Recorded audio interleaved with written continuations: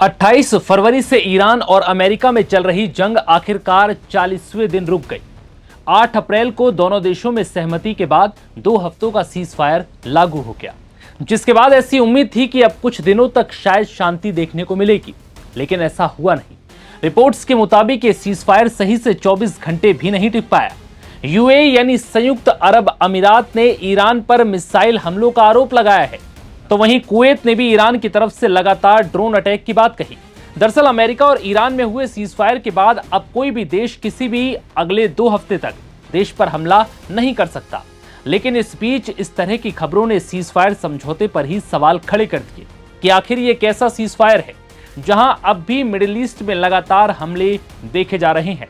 UAE यानी संयुक्त अरब अमीरात का कहना है कि ईरान की ओर से अब भी मिसाइलें दागी जा रही हैं। हालांकि यूएई ने भी कहा है कि वो ईरान की ओर से आने वाली मिसाइलों का जवाब भी दे रहा है। यूएई का दावा है कि उनका एयर डिफेंस सिस्टम ईरान की ओर से दागी गई मिसाइलों को रोकने में सक्षम है। हालांकि यूएई ने यह स्पष्ट नहीं किया कि हमले किस जगह पर हो रहे हैं। वहीं कुवैत की सेना ने भी ईरान की तरफ से लगातार ड्रोन अटैक का आरोप लगाया।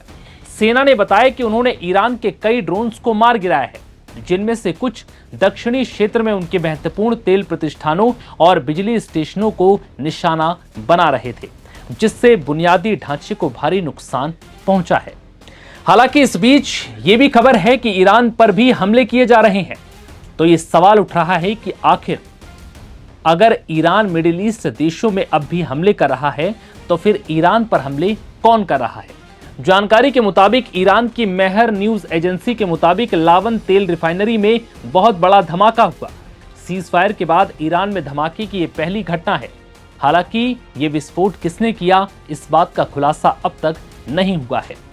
ईरान और अमेरिका में हुए सीज फायर के बाद इजराइल की परेशानी बढ़ गई है। वो कैसे, ये भी जानिए, क्योंकि इजराइल किसी भी हाल में नहीं चाहता था कि ईरान के साथ समझौता हो, क्योंकि इजराइल ईरान को भारी चोट देने के बाद अब पूरी तरह से खत्म करने के इंतजार में है।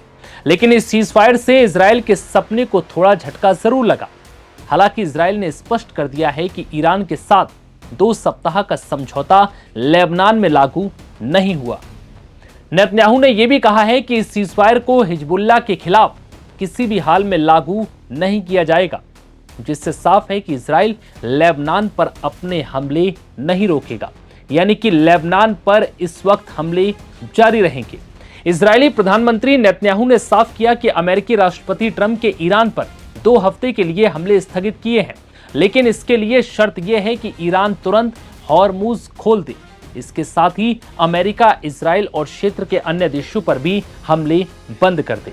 इजराइल ने साफ किया है कि अमेरिका के उन प्रयासों का समर्थन करता है जिसमें यह सुनिश्चित किया जा रहा है कि ईरान अब अमेरिका इजराइल के साथ साथ खाड़ी के बाकी देशों पर भी हमला नहीं करेगा। इस सीज फायर को ट्रंप ने विश्व शांति के लिए बड़ा दिन बताया और कहा कि ईरान संघर्ष से थक चुका है और शांति चाहता है। हालांकि अब सभी पक्ष तनाव कम करने के मूड में है, लेकिन इन सब के बीच इस खबर ने हर किसी को हैरान किया, क्योंकि अभी सीज फायर को 24 घंटे भी नहीं बीते हैं और मिडिल ईस्ट में लगातार मिसाइल और ड्रोन हमले की खबरें सामने आ रही हैं।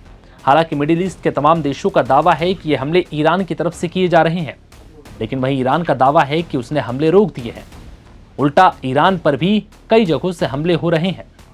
फिलहाल इस वीडियो में इतना ही। इजाजत दीजिए। नमस्कार।